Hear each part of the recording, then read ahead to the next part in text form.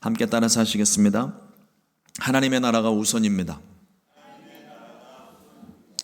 다시 한번 따라서 하시겠습니다. 하나님의 나라가 우선입니다.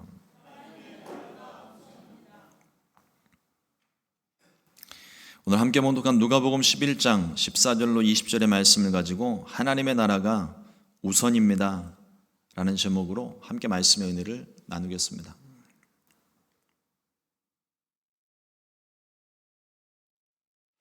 사람이 보는 관점에 따라서 얼마나 많은 차이가 있는지 모릅니다. 오늘 성찬이죠. 그래서 앞에 성찬대가 준비가 되어져 있습니다. 여러분들이 성찬대를 보면서 무엇을 지금 보고 계십니까? 성찬대를 보면 우리 성도님들이 계신 자리에서 볼 때는 최후의 만찬 자리에 성화가 그려져 있을 거예요. 근데 제가 볼 때는 눈을 씻고 봐도 보이질 않습니다. 그냥 흰색 천만 보여요. 아무리 그림이 없다고 제가 여기서 우겨대도 여러분들이 보고 계신 것은 최후의 만찬 자리, 예수님께서 떡과 잔을 나누셨던 그 장면이 여러분들은 보이는데 저는 안 보여요.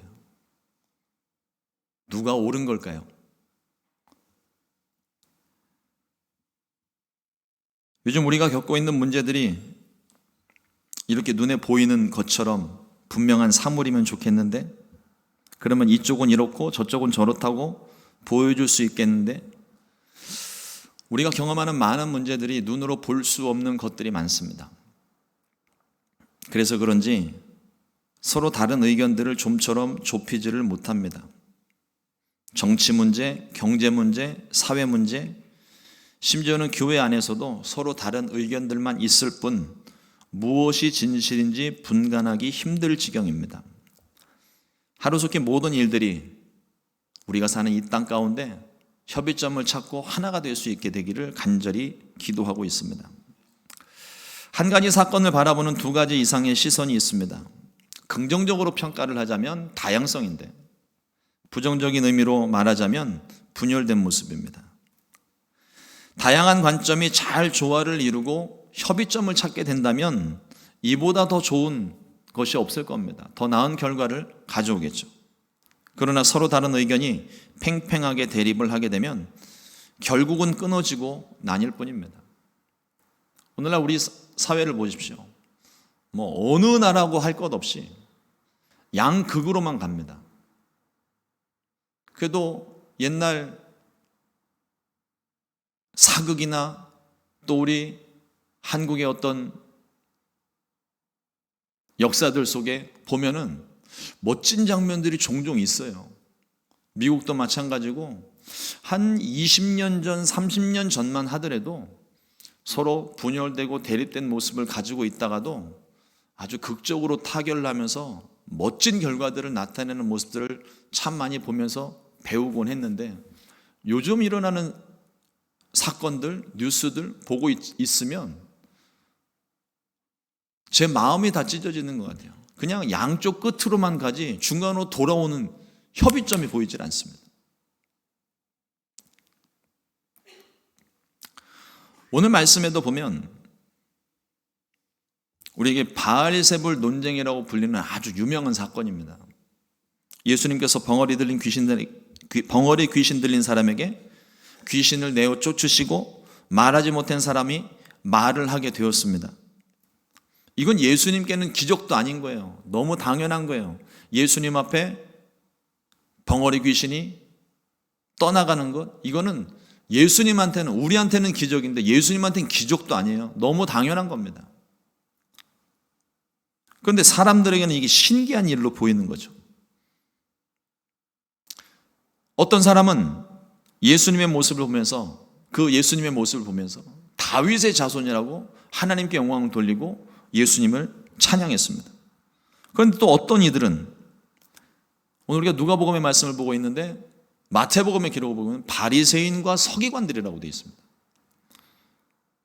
귀신의 왕 바알세불을 힘입어 귀신을 쫓아내는 것이라고 험담하기 시작했어요. 진실은 한 가지입니다. 예수님께서 벙어리 들린 사람의 벙어리 들린 사람에게 있는 귀신을 쫓아내고 말을 하게 하셨다는 거예요. 그러나 이 진실을 대하는 사람들의 반응이 나뉘었습니다. 그런 한 부류는 예수님께서 하신 일을 하나님의 일로 받아들였고, 다른 부류의 사람은 귀신의 일로 여겼습니다. 왜 이와 같은 분쟁이 일어나고 있는 걸까요? 마태복음에 기록이 있는 것처럼 바리새인과 서기관들이 이와 같이 분쟁을 일으키는데, 그렇다면 답은 정해져 있는 겁니다. 기득권 싸움이에요. 바리새인과 서기관들은 예수님이 행하신 일과 탁월한 그 말씀 때문에 그동안 자기네들이 지켜오고 있던, 자기들이 차지하고 있었던 자신들의 자리가 점점 사라지는 위기감을 느끼는 거예요. 쥐도 궁지에 몰리면 고양이 문다고 그러잖아요. 자기네들이 설 자리가 없어지게 되니까 감히 그 말씀과 지혜 앞에, 권위 앞에 감히 얼굴도 들지 못할 만큼 거룩하신 분임에도 불구하고 상처 한번 내보겠다고, 흠집 한번 내보겠다고 예수님께서 행하신 일들을 귀신의 일로 치몰아갑니다. 분명 하나님의 기적을 보고도 그들은 인정하지를 않습니다. 이것이 성령 해방죄입니다. 성령 가운데서 가장 무서운 죄 중에 하나입니다. 성령 해방죄를 신학자들도, 수많은 목회자들도 설명을 하고는 있지만 이게 쉽게 정의할 수 있는 부분이 아니에요. 그러나 간단하게 내용을 좀 정리해서 말씀을 드리자면, 하나님의 구원의 은혜를 경험했던 사람이 하나님의 행하신 일을 알면서도 고의로 부인하거나 다른 사람이 믿지 못하게 만드는 일들이 성령 해방죄에 해당하는 겁니다. 바리새인들이 그 일을 하고 있잖아요. 마태복음 12장 31절 32절 말씀에, 그러므로 내가 너희에게 이르노니 사람에 대한 모든 죄와 모독은 사하심을 얻되 성령을 모독하는 것은 사하심을 얻지 못하겠고, 또 누구든지 말로 인자를 거역하면 사하심을 얻되 누구든지 말로 성령을 거역하면 이 세상과 오는 세상에서도 사하심을 얻지 못하리라. 귀 기울여 드려야 됩니다. 여기 회방이라는 단어의 뜻은 비난하다, 모욕하다라는 뜻이에요. 말로 성령을 거역하면, 말로 비난하고 모욕하면 이것은 영원히 용서받지 못할 죄가 된다는 겁니다. 지금 바리새인과 서기관들이 하는 일이 하나님이신 예수님을 거역하고 성령으로 말미암아 귀신들이 떠나간 이 놀라운 일들을 귀신의 일로 치부하면서 성령 회방죄를 저지르고 있는 겁니다. 자신들의 눈으로 확인한 기적, 인정할 수밖에 없는 기적을 보고도 그들은 인정하지를 않아요. 오히려 귀신의 왕 바알세불에 힘입어 귀신을 쫓아낸 것이라고 모함을 했습니다. 예수님을 정면으로 대적한 거예요. 오늘 이에 대해 예수님께서 몇 가지 말씀들을 우리에게 주고 계십니다. 첫째로, 스스로 분쟁하면 무너진다고 말씀하십니다. 누가복음 11장 17절 말씀에 예수께서 그들의 생각을 아시고 이르시되 스스로 분쟁하는 나라마다 황폐하여지며 스스로 분쟁하는 집은 무너지느니라. 제가 미국에 와서 제일 먼저 배웠던 미국의 선진국 의식 몇 가지가 있는데, 그 중에 하나가 뭐냐면, 정치를 하다 보면 서로의 입장과 견해가 다릅니다. 우리가 지금 보고 있는 것처럼 민주당과 공화당으로 완전히 나뉘어져서 양극으로 되어져 있어요. 서로 추구하는 이념과 생각이 전혀 다릅니다. 정반대예요. 성격도 완전히 정반대예요. 끊임없이 정치적인 현안을 놓고 둘로 나뉘어서 치열하게 싸웁니다. 근데 그렇게 치열하게 서로 못 잡아먹어서 안달일 만큼 죽일 듯이 달려들다가도 국익이라는 문제가 하나 생기면요, 국가의 이익에 관한 손해가 온다든지 국가의 위기가 발동이 되면 그렇게 방금 전까지 싸우던 이 두 진영이 하나가 됩니다.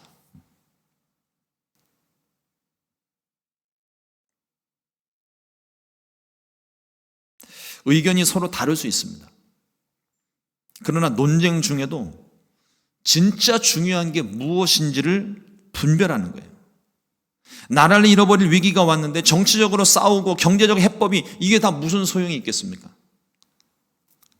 일단 나라부터 살리고 봐야 하는 거 아닙니까? 개인의 이익보다 국익이 더 중요한 거예요. 우선순위의 문제입니다. 물론 이 나라가 그렇잖아요. 개인주의가 커요. 중요해요. 개인이 피해보는 것에 대해서 얼마든지 국가를 상대로 수를 할 수 있는 나라가 이 나라입니다. 그럼에도 불구하고 국가의 국익이 걸려 있을 때에는 그 부분을 스스로도 내려놓을 수 있고 법적으로도 제한을 할 수 있는 게 이 나라입니다. 근데 반대로 분열되는 국가나 단체를 보면은요, 표면적으로는 다 나라를 위한대요. 단체를, 공동체를 위한다고 말을 합니다. 그런데 가만히 그 내면을 뜯어보고 살펴보면 기득권 싸움이에요. 내가 서는 자리, 내가 얻는 자리, 내가 얻는 유익, 나의 명예, 체면, 결국은 다 나를 위해서 하는 것이지 그게 절대로 나라나 공동체를 위해서, 국가를 위해서 하는 일이 아니더라고요. 그리고 또 한 가지, 나랑 반대되는 사람이 말을 하면, 나랑 반대되는 단체가 말을 하면 일단 들어보지도 않고 무조건 반대표부터 던집니다. 나랑은 성향이 다르다는 거예요. 아무리 좋은 말을 해도, 그럴듯한 말을 해도 나와는 함께 할 수 없는 사람이라고 이미 단정 지어놓고 잘라놨기 때문에 무슨 말을 해도 협의점을 찾을 수가 없습니다. 좀처럼 의견차가 좁혀지지 않는 거죠. 그러니 분열이 사라지지 않고 항상 있게 되는 것입니다. 우선순위를 분명히 하고 무엇이 더 유익한지를 우리가 냉정하게 판단하고 자신의 주장을 내려놓아야, 그래야 하나가 될 수 있고 화합할 수 있는 거예요. 둘째로 예수님의 말씀을 보면 너희 제자들도 바알세불에 힘입어 귀신을 쫓아낸 것이냐 이렇게 물으셨습니다. 누가복음 11장 19절 말씀에 내가 바알세불을 힘입어 귀신을 쫓아내면 너희 아들들은 누구를 힘입어 쫓아내느냐, 그러므로 그들이 너희 재판관이 되리라. 당시 바리새인들과 서기관들의 제자들 중에 제자들뿐만 아니라 그 선생들 중에서도 귀신을 쫓아냈던 일들이 종종 있었던 것 같아요. 종종. 예수님께서 말씀하시는 아들들은 서기관과 바리새인들의 제자들을 말합니다. 내가 귀신을 힘입어 쫓아내는 것이라고 말을 했는데, 내가 귀신을 힘입어 쫓아내는 것이었다면 그럼 너희 제자들은 뭘로 귀신을 쫓아냈냐 물으시는 거예요. 아무 소리도 못합니다. 여지껏 그걸 자랑 삼아서 하나님께 인정받는 사람, 능력 있는 사람, 쓰임받은 사람이라고 큰 소리치고 다녔는데 자기들 말에 자기네들이 걸린 거예요. 소 뒷걸음질 치다가 잡은 것 마냥 하나님을 위해서 막 귀신 들린 사람을 붙잡고 하나님께 도와달라고 기도를 하면서 그것이 형식적인 것이 되었든 외식적인 것이 되었든 하나님께 기도를 했더니 하나님이 그 사람을 불쌍히 여기서, 이 기도에 응답하신 게 아니라 귀신 들린 사람을 불쌍히 여기셔서 귀신을 쫓아내주신 거예요. 그런데 지금 이 사람들의 논리로 이야기하자면 그 귀신 나간 것이 바알세불에 힘입어서 나간 것이 되는 거예요. 자기네들이 한 말에 자기네들이 걸려들었습니다. 예수님께서 그걸 지적하신 거거든요. 예수님께서 행하신 일은 하나님 손에 힘입어, 성령에 힘입어 이 일을 행하신 일이었습니다. 그걸 말씀하고 계시는 거예요. 마지막 세 번째를 보면 강한 자보다 더 강한 자가 와서 승리할 것을 말씀을 하셨습니다. 21절과 22절 말씀에 보면 강한 자가 무장을 하고 자기 집을 지킬 때에는 그 소유가 안전하되 더 강한 자가 와서 그를 굴복시킬 때에는 그가 믿던 무장을 빼앗고 그의 재물을 나누느니라. 여기에 중요한 영적인 의미가 있습니다. 강한 자는 인류의 죄로 인해 세상을 지배했던 원수 마귀를 이야기합니다. 그리고 더 강한 자는 원수 마귀의 무장을 해제시키고 승리하신 예수님입니다. 마귀가 이 땅을 지배하고 있을 때, 공중권세를 잡고 사람들을 사로잡고 있을 때에 그 강한 존재였었어요. 그러나 그 강한 존재보다 더 강하신 분이 오셔서 사망권세를 깨뜨리고 우리의 모든 죄를 용서하시고 저와 여러분들 모두를 구원하셨습니다. 그 주님을 믿으면 우리도 또한 승리자가 되는 거예요. 예수님께서 완전한 승리를 하셨기 때문에 예수님의 승리가 나의 승리가 되는 겁니다. 이따금씩 보면은요, 저도 가끔 그런 생각을 할 때가 있어요. 그 기적은 주님이나 할 수 있는 것이지, 주님이니까 하시는 것이지, 저 같은 사람이 뭘 합니까? 믿음 없는 소리입니다. 그리고 굉장히 교만한 이야기예요. 내가 고치는 게 아니잖아요. 내가 귀신을 쫓아내는 게 아닙니다. 예수 이름으로 병을 고치는 것이고 예수 이름으로 귀신을 쫓아내는 거예요. 근데 그게 왜 내 것이 됩니까? 주님은 하실 수 있는데 나는 못합니다. 그건 내 것이란 얘기잖아요. 내가 하는 게 아닙니다. 우리가 기도하는 것 응답되고 안 되고 그것도 내가 결정하는 게 아니에요. 하나님 이건 응답해 주셔야 됩니다. 그건 우리의 바람이죠.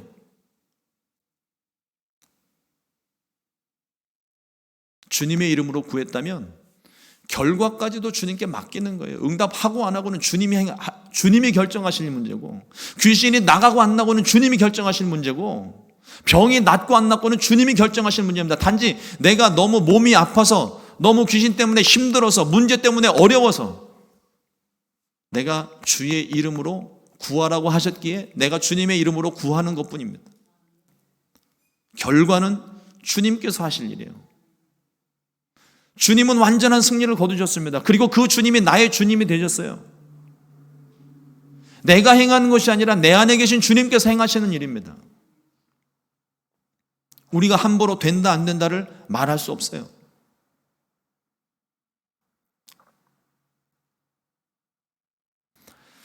우리는 이 땅에 살면서 끊임없이 영적인 전쟁을 하고 있습니다. 그런데 원수마귀는, 여러분들 이걸 기억하십시오. 원수마귀는 절대로 자기의 패배를 인정하지 않습니다. 지금도 저와 여러분들에 대한 소유권을 주장하고 있는 미친놈이에요. 미치지 않고서는 그런 주장을 할 수가 없는 겁니다. 예수님께서 사망권세 깨뜨리시고 일어나셨잖아요. 승리하셨잖아요. 완전한 승리를 거두셨는데 아직도 그들은 예수님께서 승리하신 사실을 인정하지 않고 부인합니다.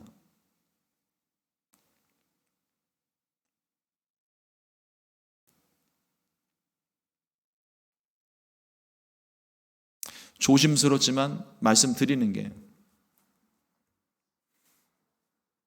전에 한 귀신을 쫓아내다가 그 귀신이랑 원래는 말을 섞는 게 아닌데 그 정체를 알기 위해서 이야기를 하다 보니까 그런 이야기를 하더라고요. 예수님을 주인으로 이분이 받아들이질 못하는 거예요. 왜 못 받아들이냐고 그랬더니 우린 지지 않았대요. 갑자기 말이 바뀌더라고요. 우린 지지 않았대요. 마귀는 지금도 자신들의 패배를 인정하지 않습니다. 그리고 우리에 대한 소유권을 주장해 자꾸 우리를 와서 괴롭히고 자꾸 유혹하고 욕심 갖게 하고 교만하게 하고, 아직도 우리가 지들 손아귀에 있는 줄 알아요. 그렇지 않습니다. 예수님 믿는 순간 우리의 소유권은 주님에게로 넘어간 거예요. 주님이 나의 주인이십니다. 그럼 우리가 누구의 말을 들어야 돼요? 소유권이 누구에게 있다고요? 주님에게 있습니다. 그럼 우리는 누구의 말을 들어야 됩니까? 당연히 주님의 말씀을 들어야 되죠. 아직도 내가 내 마음 가운데 내 생각과 계획에 또 세상의 소리에 귀를 기울이면서 그쪽에 마음이 쏠리고 있다면 심각하게 다시 고민해야 됩니다. 나의 주인으로 모셔드려야 돼요. 완전히 인정해야 돼요.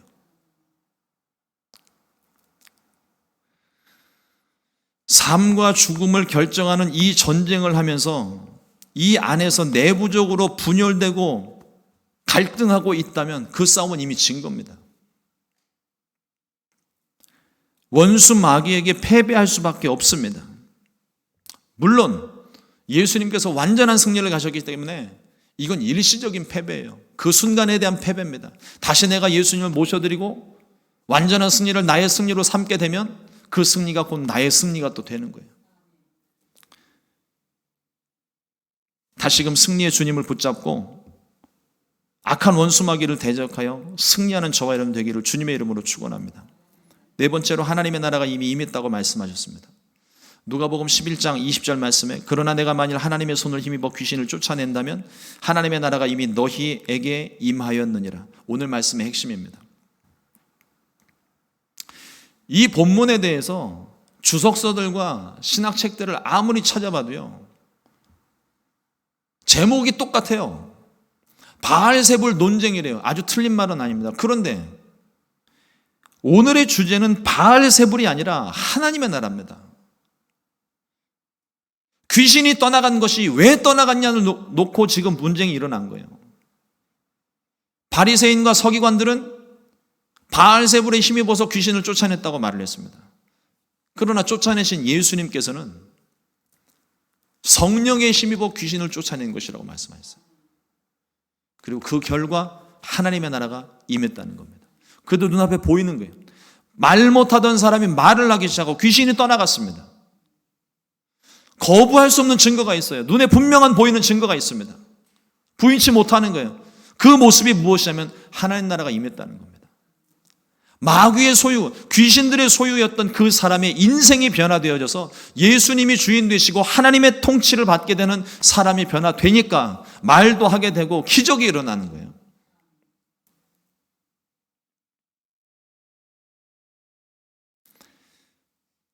예수님께서 바알세불이 아니라 성령에 힘입어 귀신을 쫓아내신 것은 하나님의 나라가 시작된 증거입니다.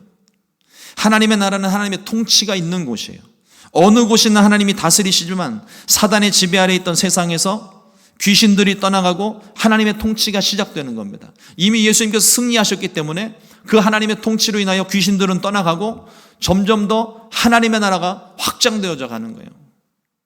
하나님의 통치를 받은 사람들은 죄와 사망에서 해방되었습니다. 주 안에서 자유와 생명을 누리게 되었습니다. 이건 하나님의 나라가 임하셨을 때 우리에게 주시는 열매와도 같은 거예요. 결과물이에요, 결과물. 그런데 그 하나님의 나라에서 또다시 바알세불 논쟁이 시작됩니다. 기득권 싸움이라고 하죠. 밥그릇 싸움입니다. 중요한 주제는 내게 이익이 있느냐예요. 이 기득권 싸움의 핵심은 이익이 있느냐는 거지. 이익이 있느냐. 내게. 다른 사람의 이익은 상관도 하지 않습니다. 과연 내게 유익한 일인가? 항상 그거를 놓고 사람들 간의 관계를 보십시오. 오늘 나에게 유익이 되는 사람이면 아주 친밀한 관계를 맺고 친구인데 내게 조금이라도 손해를 주는 것 같으면 당장이라도 적이 됩니다. 기득권 싸움이거든요. 이 시대가 양극으로 나뉘었다고 많은 사람들이 걱정을 합니다. 그러나 이 시대의 진짜 문제는 공동체 의식이 없는 거예요.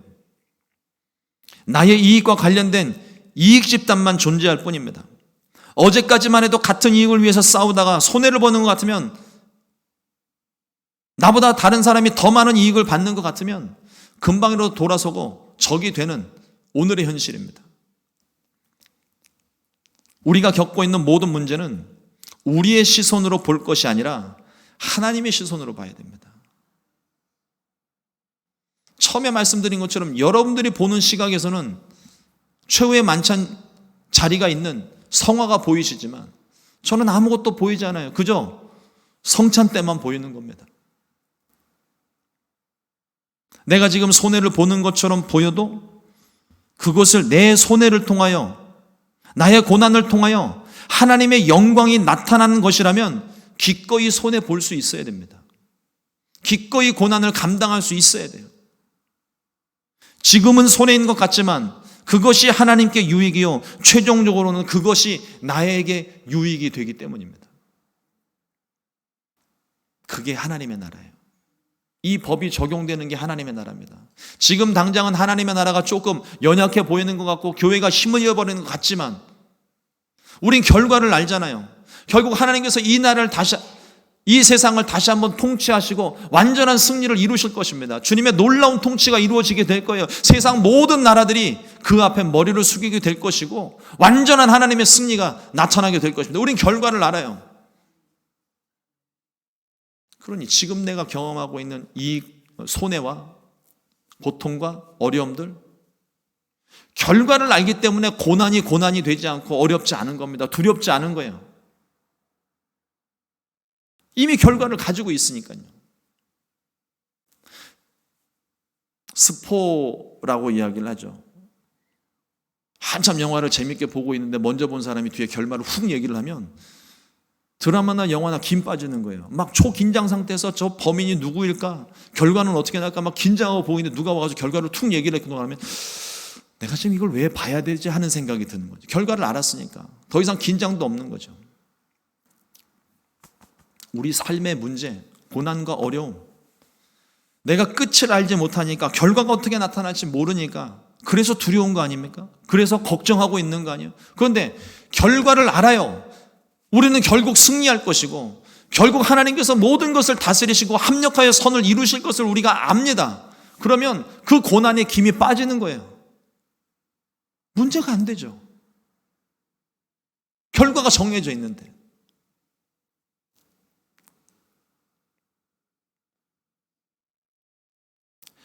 성령은 하나 되게 하시는 영이십니다. 끊임없이 기도하며 성령님을 의지하며 복음과 상관없는 분열은 다양성으로 인정하고 하나 되기에 더욱더 우리는 힘을 써야 됩니다. 우리의 최고 관심은 하나님 나라예요. 사도 바울은 고린도 교회 안에 있었던 분쟁과 다툼에 대해서 책망하고 있습니다. 고린도전서 3장 3절 말씀에 너희는 아직도 육신에 속한 자로다. 너희 가운데 시기와 분쟁이 있으니 어찌 육신에 속하여 사람을 따라 행함이 아니리요. 고린도 교회 안에, 당시 초대교회 이 고린도 교회 안에 여러 가지 많은 파가 있었어요. 바울파, 아볼로파, 베드로파. 이건 대표적인 파고요. 그 외에도 여러 가지 좌파들이 많이 있었을 거예요. 그러나 이 모두가 육신의 일이라고 이야기합니다. 기득권 싸움에 불과한 거예요. 그러니까 바울파, 아볼로파, 베드로파 나뉘어진 이유가 뭐예요? 나는 바울의 제자고 나는 아볼로에게 사사를 받았고 자기 주장하고 있는 거잖아요. 지금 하나님의 말씀은 하나이고 하나님 한 분이시고 예수님 한 분이신데 교회가 하나인데 지금 그 안에서 내가 어느 줄에 섰는지를 지금 강조하고 있는 겁니다. 육의 일이죠. 교회 안에는 오직 한 파밖에 없습니다. 예수파예요. 어느 누구의 말을 들을 필요도 없습니다. 예수파면 충분합니다.